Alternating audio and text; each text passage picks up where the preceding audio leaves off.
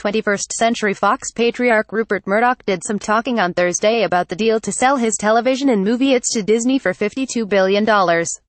Surely the mogul wanted to speak solely about how he's a journo guy at heart, who started his Mogulian career helming newspapers, buying newspapers, micromanaging newspapers.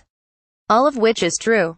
Yet Sky News, in which Murdoch's company owns a 39% stake, asked an inconvenient question: how has the UAL harassment scandal at Fox News affected the company? It's all nonsense, responded the 86-year-old, who told Sky that he was returning to the company's roots in news and sports coverage.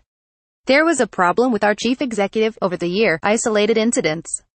As soon as we investigated, he was out of the place in hours, well, 3 or 4 days. And there has been nothing else since then.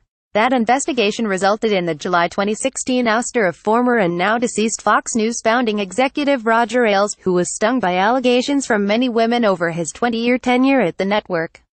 One of the stories involved the psychological torment of a booking aide at Fox News, an episode whose depravity defies abridgment. Less than a year later, cable news king Bill O'Reilly lost his job, also over UAL harassment claims, despite Murdoch's amnesiac claim that there has been nothing else since then.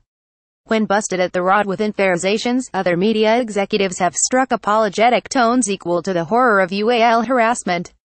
To address the firing of Matt Lauer from NBC News, Andy Lack, chairman of Thization, said, in part, "Our highest priority is to create a workplace environment where everyone feels safe and protected, and to ensure that any actions that run counter to our core values are met with consequences, no matter who the offender." Compare that to nonsense. Speaking of the UAL harassment scandals that have surfaced at NBC News, CBS News and elsewhere after the Ailes ouster, Murdoch summed things up: that was largely political because we are conservative.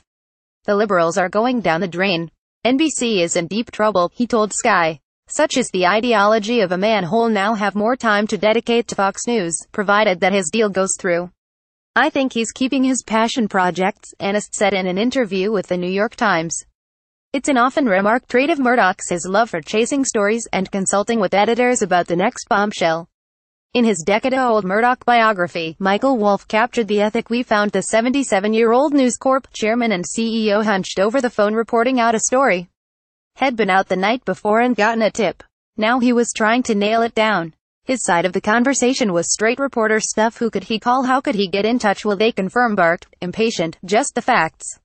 Here was the old man, in white shirt, singlet visible underneath, doing one of the same basic jobs had been doing since he was 22, having inherited the Adelaide News in Australia from Hisher. And he was good at it. He was parsing each answer, risking the question, clarifying every point, his notepad going. He knew the trade. Of how many media company CEOs could that be, said this wasn't a destroyer of journalism, this was a practitioner. On the other hand, he was trying to smear somebody. At the dinner party had attended, since his marriage to Wendy Deng, he's become an unlikely fixture at fashionable tables. He heard that a senior-most Hillary Clinton operative was a partner in company.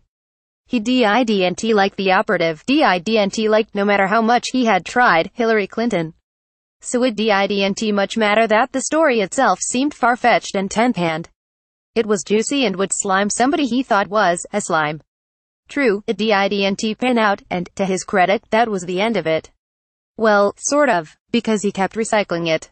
While it did not end up on the New York Post's page 6, it became a staple in Murdoch's repertoire of whispers and confidences and speculations.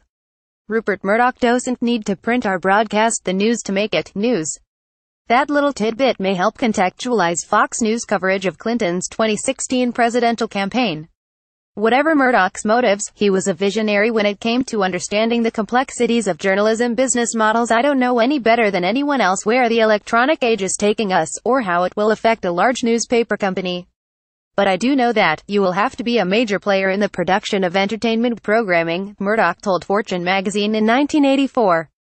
Now he's unloading his entertainment properties and hunkering down with his news and sports properties. Check that. Depending on the hour, Fox News does plenty of entertainment. What, after all, are Sean Hannity's rants about Seth Rich, or the corruption of Robert Mueller, or the constant misfeasance of the main media? Eric Wemple, The Washington Post. Eric Wemple writes the Eric Wemple blog, where he reports and opines on mediaizations of all sorts.